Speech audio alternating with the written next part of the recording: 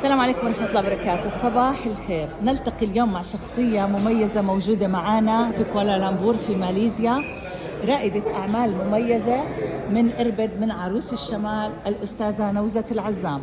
نتعرف عليك يا أستاذة نوزت، وبدنا منك كلمة للنساء اللي موجودين في بيوتهم، موجودين في وظائفهم، وهم مش عم بيحاولوا انه يطوروا او يغيروا من حياتهم او ينفتحوا على الفرص اللي هي بتقدم لهم حتى يغيروا حياتهم. نتعرف على حضرتك. السلام عليكم ورحمة الله وبركاته. معكم نوزت العزام من الأردن، حاصلة على إعلام من جامعة اليرموك، مع ذلك ما اشتغلت، يعني ربة منزل بالآخر. ودبل دايموند بشركة دي اكس ان، شركة دي اكس ان اللي غيرت حياتي، يعني من ربة بيت مهتمة ببيتها وأولادها وأسرتها إلى رائدة أعمال مهتمة بصحة أولادها وبإني أزيد فرصة الحصول على دخل إضافي ومتنامي من خلال شركتي العظيمة، شركة دي اكس ان العالمية. بدأتي في مشروعك، الآن فريقك اللي موجود معك عم بيحققوا إنجازات؟ أكيد الحمد لله رب العالمين، يعني كل فريقي منجزين، سواء كمستهلكين، لأن البعض منه مستهلك، يعني ما بدنا نقول إنه فريق. إيش بيستهلكوا؟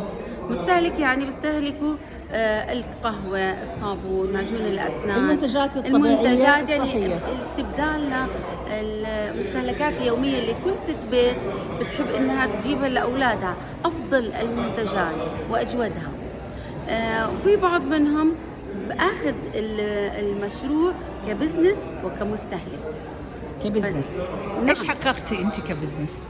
كبزنس الحمد لله رب العالمين، يعني دخل الحمد لله مرتفع بفترة وجيزة، يعني من صديقاتي اللي خاضوا بمضمار العمل ما حققوا الدخل اللي أنا عم بحققه حاليا، ولو حققوا إذا كان في بعض منهم محقق يعني بيكون صار له 20 سنة بالوظيفة وبعبودية الوظيفة.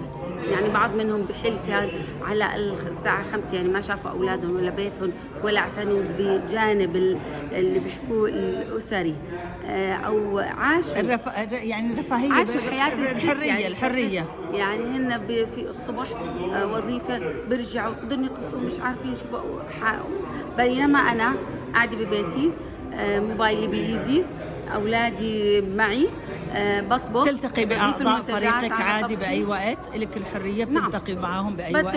عندي إشي بترك موبايلي خلص، بهتم بالجانب اللي بدهم يعني أهتم فيه. عندي شغلي، عندي مجال إني أنا أطور من نفسي، بدخل على مهارات تعليمية كثيرة، بزنس،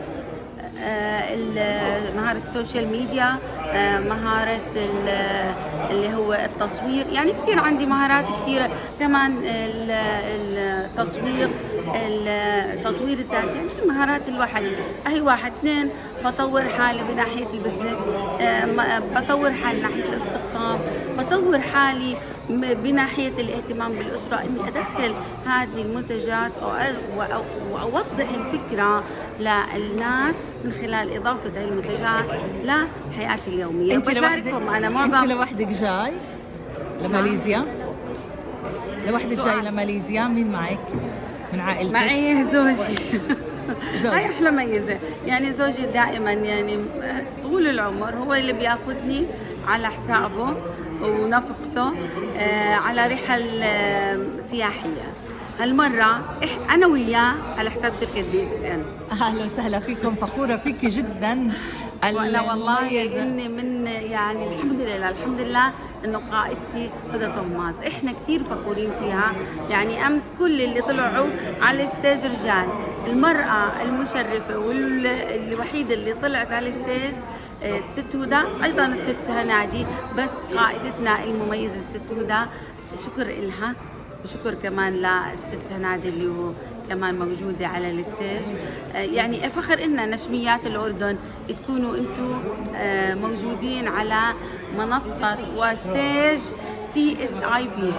وانت كمان فخورين فيكي، واكيد لو بيتسع المجال لعدد كبير انت بتكوني على الستيج وانت دائما على الستيج ما شاء الله عنك بكل مكان، وانت بالمكان اللي بتكوني فيه هو المكان اللي بيكون مميز، تضيف القيمة للمكان بوجودك. فخورة فيك بإنجازاتك، ننتظرك بمزيد من الرتب والإنجازات ان شاء الله اكيد، والرحلات لازم. الدولية. يعني بعد ما شفت القاده صرت احس حالي قد لازم اكون معهم. نعم لازم نعم. لازم. لازم. أهلا وسهلا فيكي حبيبتي نوزات. فيك نمبر 1.